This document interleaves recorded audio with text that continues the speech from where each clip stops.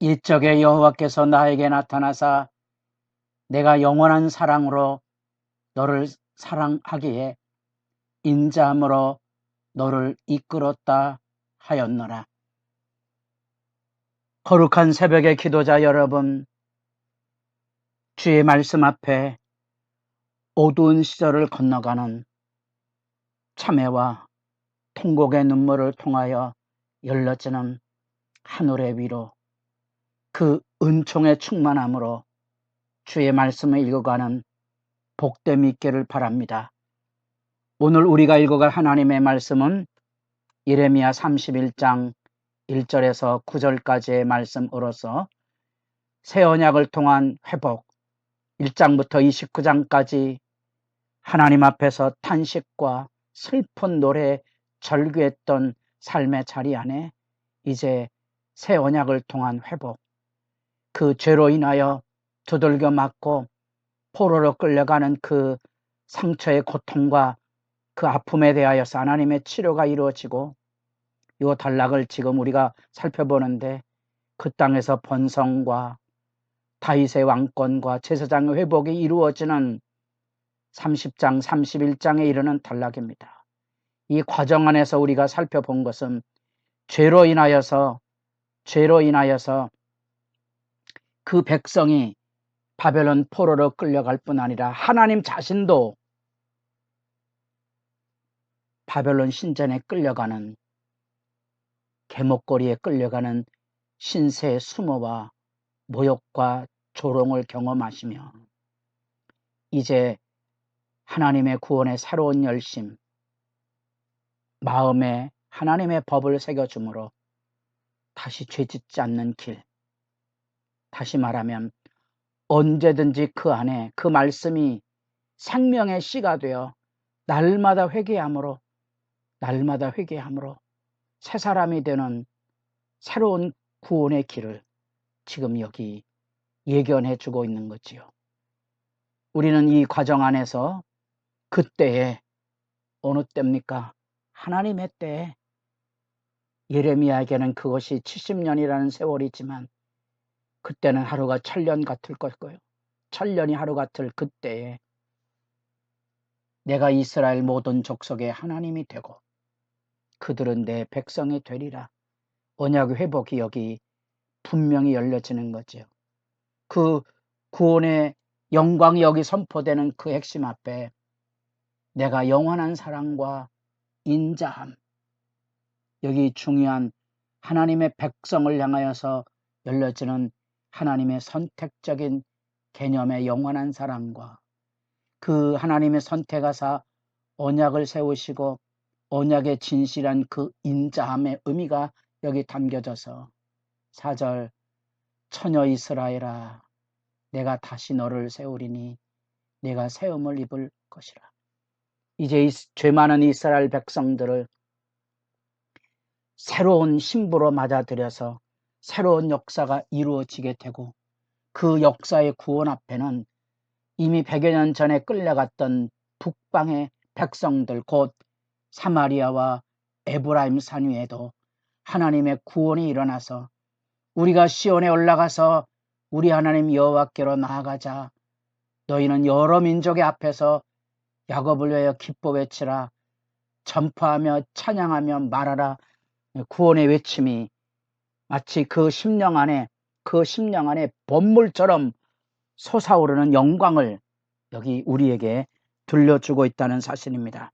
여기 세우다 심다는 예레미야가 1장에서 부름받을 때 하나님의 심판으로 파괴하고 무너뜨리는 이스라엘 백성, 그러나 그 터지고 상한 자리, 저 북방 바벨론에서 자기 백성을 다시 회복시키셔서 다시 세우고 다시 심고, 그래서 속어치며 춤추고 나오는 영광의 역사. 출애굽기 15장에서 미리암이 애굽의 종살이에서 홍해를 가르고 인도하시는 그 영광 앞에 춤추고 노래했던 것처럼 이제 다시 여기 소고를 들고 즐거워하는 자들과 함께 춤추며 나오리라. 제2의, 그래서 새로운 출애굽이 거기 열려지게 되는 거지요. 이 새로운 출애굽의 역사는 그래서 마가복음 2장에 가보면 예수님께서 애굽으로 불러내는,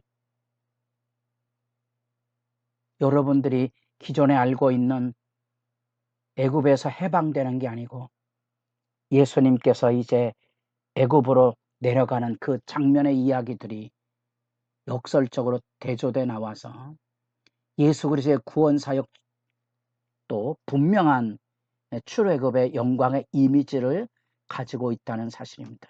그 자기 백성을 향한 영원한 사랑과 언약의 진실한 그 놀라운 자비로우심이 그들을 그 멸망과 눈물과 치료받지 못하는 상처받은 영혼의 절망, 그것도 이미 100여 년 전에 멸망했던 사마리아 에브라임 산지에도 하나님의 구원의 역사가 일어나서 하나님의 구원의 영광으로 그들을 이끌어 불러낼 것에 대한 그 이야기, 그 이야기의 감격이 여기 있습니다. 7절 하반절에 여호와여 주의 백성 이스라엘의 남은 자를 구원하소서. 이 남은 자는 예루살렘에 남아있는 자들을 얘기하는 게 아니고 포로로 끌려간 사람들의 남은 자를 이야기하고 있습니다. 이들이 엄밀한 의미에서 하나님의 심판을 경험했던 구원의 토대가 되는 거죠. 이사야 6장에 밤나무 상수리나무가 배임을 담아도 그루터기가 남아있는 것처럼 그들이 바로 포로된 삶의 자리 안에 남은 자가 되어서 하늘 구원의 역사를 열게 될 거고요. 이것은 이제 역사서에서 에스라 느헤미야에서 사로잡혔다가 돌아온 자, 골라라는 히브리어로 굉장히 중요한 신앙 공동체의 의미가 그곳에 담겨져 있습니다. 8절 보라 나는 그들을 북쪽 땅에서 인도하여 땅끝에서부터 모으리라. 이 하나님의 구원의 역사의 영광의 역사가 우리가 28장, 29장에 이어지는 이 창조의 능력 속에 담겨져 있는 하나님의 구원의 그 영광. 그래서 우리가 보기에 이해하기 어렵지만 28장 7절 같은데 나와 너 이전의 선지자들은 예로부터 많은 땅과 큰 나라들에여 전쟁과 재앙과 전염병을 예언하였느니라. 이 하나님 앞에 심판의 선포가 이루어지는 그 가운데 29장 넘어가면 그 하나님의 심판의 역사를 통하여 하나님께서 새로운 역사를 열어가게 될 것인데 그 새로운 역사는 놀랍지만 포로기의 깊은 수렁 안에서 자기 백성을 다시 불러 모으는 영광으로 나타나게 될 것을 여러분들이 이해하셔야 됩니다. 이게 창조의 능력으로 다스려 가시는 놀라운 하나님의 이야기고요. 그 창조의 능력은 27장 5절에 보면 나는 내 큰 능력과 나의 쳐든 팔로 땅과 지상에 있는 사람과 짐승들을 만들고 내가 보기에 옳은 사람에게 그것을 주었노라. 이 느부갓네살 왕에게도 마치 천지를 창조하는 능력을 통하여 자기 백성을 심판하는 도구로 삼으셨는데 이제는 진정한 의미의 창조의 능력으로 그들을 그 바벨론 포로 생활에서 불러 이끌어낼 것이라는 거지요. 그래서 여기 9절에 보면 내가 그들을 넘어지지 아니하고 물 있는 계곡의 곧은 길로 가게 하리라. 이전에 광야에 이사야에서 살펴본 대로 산 넘고 물 걸러 가는 눈물과 고통과 절규와 탄식의 골짜기를 건너가야 됐던 그 길에 마치 시온의 대로가 열려지는 것처럼 하나님께서 그 길을 시냇가로 인도하시는 것처럼 하나님께서 그 백성을 인도하실 것을 여기 들려주고 있다는 사실입니다. 우리는 겸허 이런 하나님의 말씀을 통하여 그 버려진 땅 광야가 은혜의 경험이 되듯이 어쩌면 포로로 끌려간 바벨론의 깊은 연단과 징벌과 두들겨 맞은 상처와 부상, 고통의 아픔이 이제 그 영원한 하나님의 창조의 능력으로 새로운 세상을 만들고 구원하시는 그 권능이 그들에게 임하는 영광을 만나볼 것인데, 그것은 영원한 사랑으로 다시 세워지고 심겨지는 기쁨이 되어서 그들에게 그 심령 상수의 강이 흘러넘치듯이 마음 깊은 곳에서부터 말할 수 없는 하늘의 기쁨에 춤추고 노래하는 영광이 열려질 것을 내다보고 있습니다.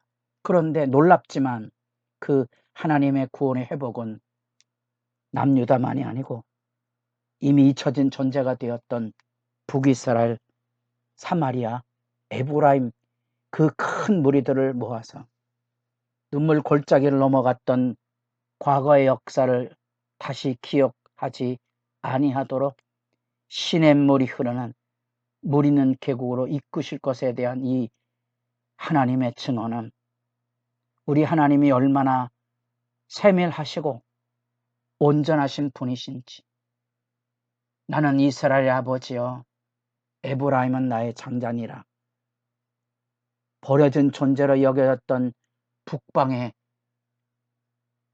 사마리아 에브라임도 하나님의 구원의 대상이 되고 그 큰 은혜의 역사가 일장의 북방의 재앙으로 흘러나왔지만 이제는 북쪽에서 재앙이 아닌 놀라운 이 구원의 영광으로 돌아오는 하나님의 승리, 여러분들에게도 인생 안에 겪어가는 사망의 음침한 골짜기 같은 인생의 여정도 이 구원의 비전을 가지고 능히 아름답게 건너갈 줄 아는 믿음의 복됨이 은혜 안에 새롭기를 소망합니다.